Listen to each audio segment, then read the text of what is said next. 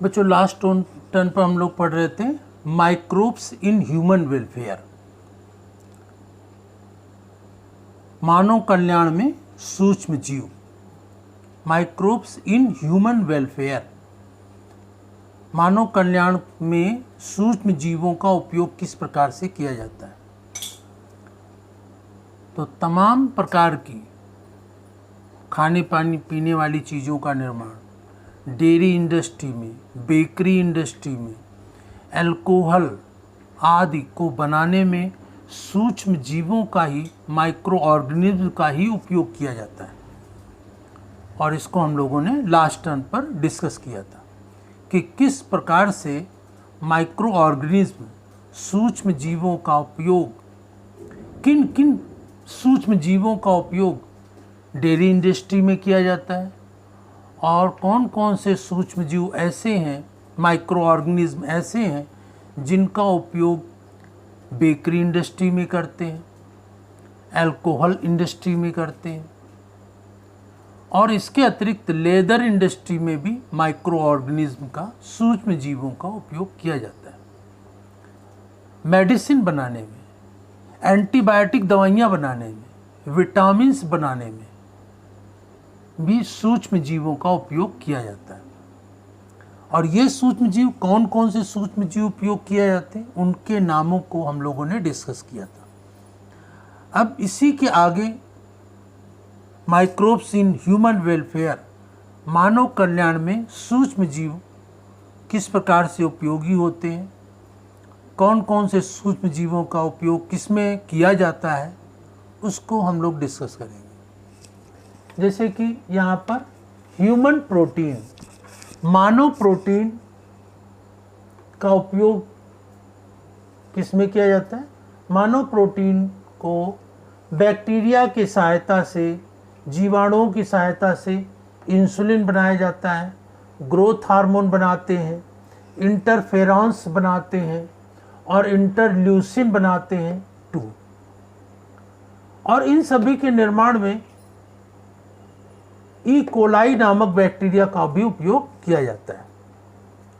इसके अलावा DNA recombinant technology, DNA recombinant technology अलग अलग जीवों के डीएनए को आपस में मिला करके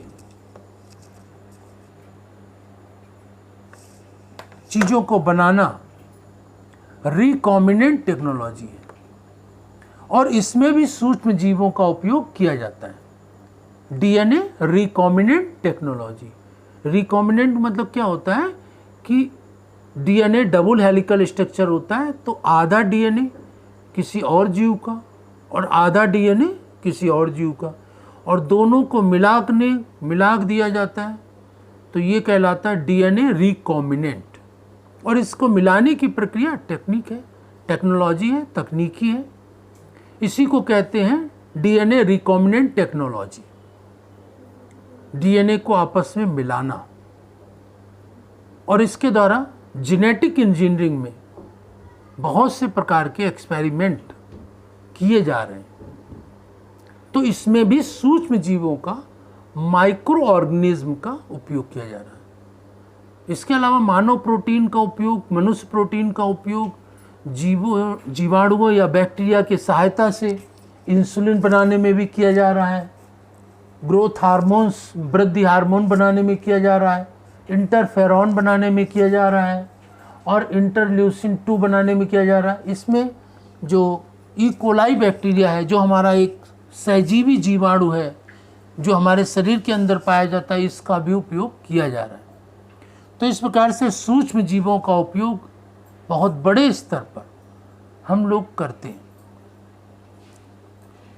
इसके बाद इसी प्रकार में आगे बढ़ते हैं, सूक्ष्म जीवों का उपयोग और किस में किया जाता है। तो इसके अंतर्गत अगला टॉपिक लेते हैं बायोगैस प्लांट। बायोगैस प्लांट, इसको हिंदी में कह सकते हैं गोबर गैस संयंत्र, बायोगैस प्लांट या गोबर गैस संयंत्र। इस संयंत्र में गोबर को सड़ाया जाता है और उसके सड़ने से, उसके डिकम्पोजिशन होने से जो गैस बनती है, उस गैस का उपयोग ईंधन के रूप में प्रकाश उत्पन्न करने में किया जाता है। तो इसमें जो बैक्टीरिया, जो जीवाणु गोबर को सड़ाने गलाने का काम करते हैं, वो बैक्टीरिया कौन से? मेथेनोजेंस, या इसे मेथेनोबैक्टीरियम कहते हैं। अब ये मेथेनो शब्द आया है मेथेन से, क्योंकि गोबर गैस सड़ने से मुख्य रूप से कौन सी गैस बनती है? मेथेन गैस बनती है, CH4। कौन सी गैस बनती है? मेथेन। CH4 कौन सी गैस है? Methane gas. और इसी मेथेन गैस को जलाया जाता है, ईंधन के रूप में उपयोग करते हैं। और उसी प्रकार करते हैं जैसे कि आजकल घरों में LPG, लिक्विड पेट्रोलियम गैस का किया जा रहा है।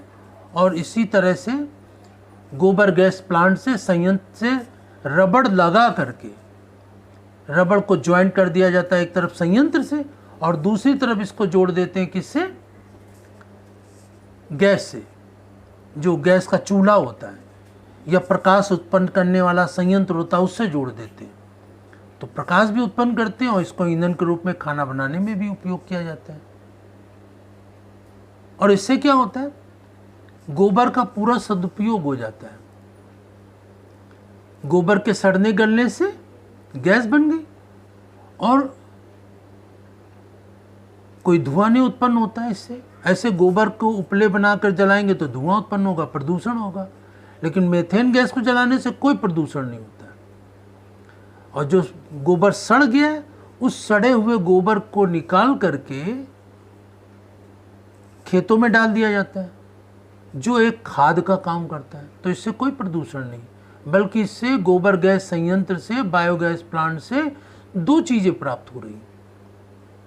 नंबर एक, ईंधन, मेथेन गैस, जो ईंधन के रूप में उपयोग किया जा रहा है प्रकाश उत्पन्न करने में। नंबर दो क्या है? खाद भी प्राप्त हो रही है। जो सड़ गया गोबर, उसको खेतों में डाल दिया, वो तो खाद डालने का काम नहीं पड़ेगा, खाद का काम करेगी। अच्छा, तो इस प्रकार से ये बायोगैस संयंत्र होता है। बायोगैस संयंत्र में क्या करते हैं? इसमें एक जमीन के अंदर बड़ा सा गड्ढा खोदा जाता है ना, और इस गड्ढे में एक तरफ से यहाँ पर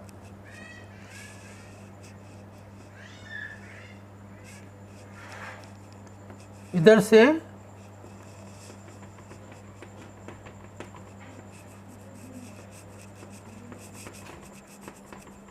गोबर और जल इसमें डाल दिया जाता है ना। गोबर को पानी में मिला के इसमें डाल देते हैं, जिसे स्लरी कहते हैं। इसे क्या कहते हैं? स्लरी, गोबर के साथ। और इसके पश्चात यहाँ पर इसको एक टैंक होती है, इसके ऊपर ये संयंत्र लगा रहता है, ये चारों तरफ से बंद रहता है, ये इस तरह से, और यहाँ पर ये गोबर सड़ता रहता है।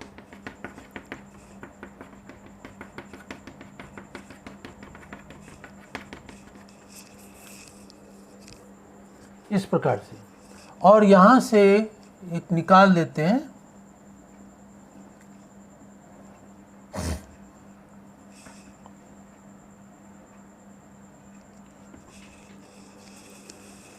जो सड़ा हुआ गोबर बेकार हो जाता है, जो काम नहीं करता है, तो वो यहाँ से बाहर निकलता रहता है, यहाँ से ये अंदर आता रहता है।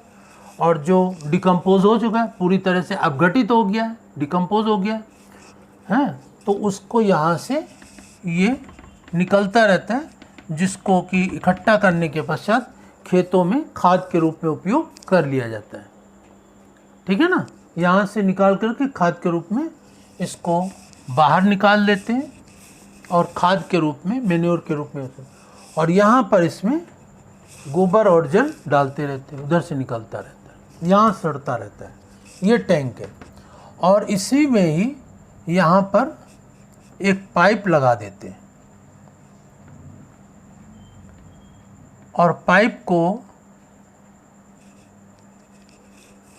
कहाँ ले जाते हैं, जहाँ पर गैस स्टोव होता है या जहाँ पर प्रकाश उत्पन्न करने वाला संयंत्र होता है, उसी से ये ट्यूब को जोड़ देते हैं। और यहाँ पर ये methane gas CH4, carbon dioxide gas इस टैंक में यहाँ पर एकत्रित होती रहती है, ठीक है ना। मीथेन गैस, कार्बन, तो मीथेन गैस जल करके भोजन पकाने का भी काम में आती है और प्रकाश उत्पन्न करने में भी काम आती है। तो मीथेन गैस को हम लोग बायोगैस भी कहते हैं।